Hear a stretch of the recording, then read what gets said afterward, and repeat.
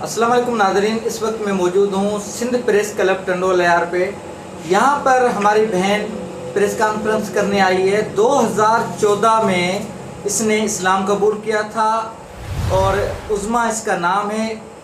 रसूल बख्श हाजानों के साथ इसका निकाह हुआ था सामारो में पीर अयूब जान सरंदी के पास। उसके बाद की जो कहानी है वो हमारी बहन अपने आप सुनाएगी। बहन आप अपना मुकम्मल तारुफ कराएं। अस्सलाम वालेकुम भाई, मेरा नाम उज़्मा है। मैं वाइफ ऑफ रसूल बख्श हूँ, रसूल बख्श हाजानो, चंबर सिटी से। मेरी शादी 2014 में हुई थी, 31 मार्च को, रसूल बख्श हाजानी के साथ समारोह में। उसके बाद मतलब हम लोगों की अच्छी लाइफ गुजर रही थी, लेकिन बाद में फिर कुछ ये था, ये पहले से मैरिड थे तो इन्होंने मुझे नहीं बताया था कि इनकी शादी हो चुकी है। वो मतलब इन्होंने मुझसे झूठ बोला। तो फिर बाद में ये मुझे गांव ले गए तो वहाँ पे इनकी मैडम, वहाँ पे उनकी फर्स्ट वाइफ भी थी। बाद में ये हुआ कि ज़ाहिर सी बात है वो फर्स्ट वाइफ थी, इनका वो ख़ानदानी थी, मैं इनकी ख़ानदान से बाहर की थी, तो इन लोगों के लिए काफ़ी मेरे लिए प्रॉब्लम इन लोगों ने क्रिएट किए।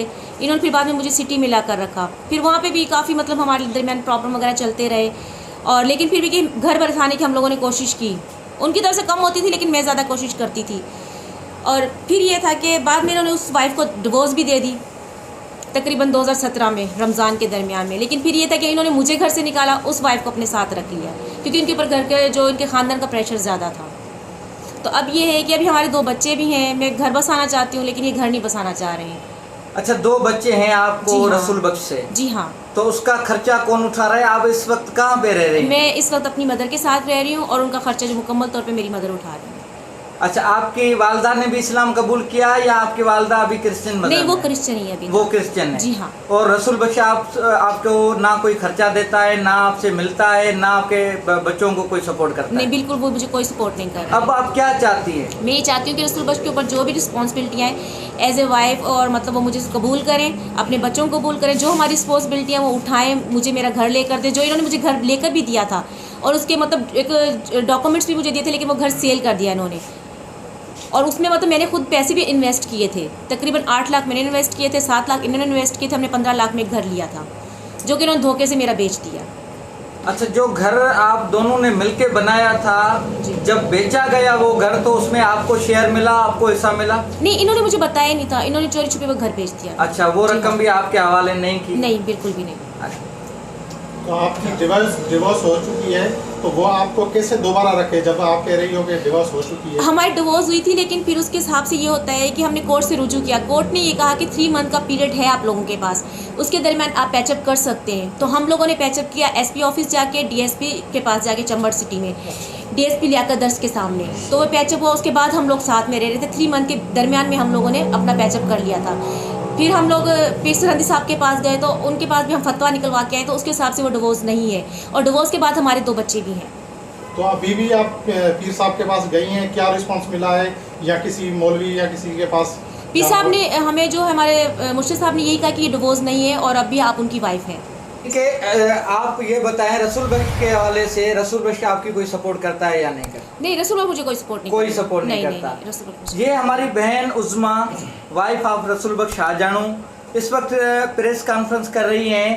तो मैंने इस्लाम कबूल किया, इस्लाम का मज़हब मुझे समझ में आया, अच्छा लगा, मैंने इस्लाम कबूल किया, रसूल बख्श हाजानू से मैंने निकाह किया, उससे मेरे 2 बच्चे हैं। लेकिन अब वो मुझे अपने पास भी नहीं रखता, मेरे पास कोई वसाइल नहीं है, कोई रोज़गार नहीं है, मेरे बच्चों का खर्चा कौन उठाएगा?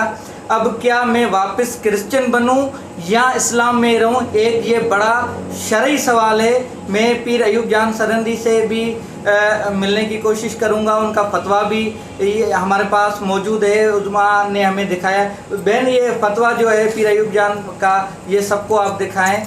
अब बात ये होती है, मैं दूसरी भी हमारी जो बहनें हैं जो पसंद की शादियां करती हैं, जो इस्लाम कबूल करती हैं, उसके बाद उनके साथ उनकी ज़िंदगी में क्या सलूक होता है, ये हमारे लिए बड़े सोचने की बात है। और ऐसा क्यों होता है, क्या वजह होती है? हमने रसूल बख्श हाजानू से भी मुलाकात करने की कोशिश की, लेकिन वो हमारे साथ मुलाकात करने को तैयार नहीं। ये है फतवा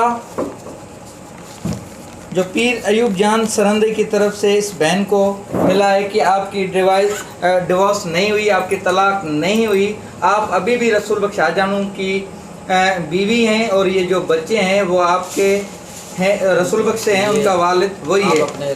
अच्छा, रसूल बख्श अब क्या चाहता है?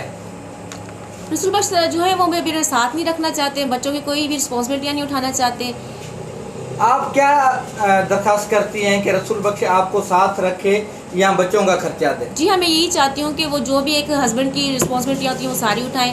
As a father, as a husband हम लोगों को मुकम्मल तौर पे जो भी हमारी रिस्पॉन्सिबिलिटी बनती है वो उठाएं हमारे, और हमें अपने घर में रखें, अपने साथ रखें, अपने साथ घर में रखें, बिल्कुल। जी, और जो नाज़रीन, हमारा घर हमें है, जो हमारा घर है वो हमें हमारा घर बैक करके दें, हम अपने घर में रहें अपने बच्चों के साथ। यानी कि आप रसूल बख्श के साथ ज़िंदगी गुजारना चाहती बिल्कुल, हैं बिल्कुल, खुशी से, बिल्कुल। इसीलिए आप यहाँ पर आई। जी हाँ।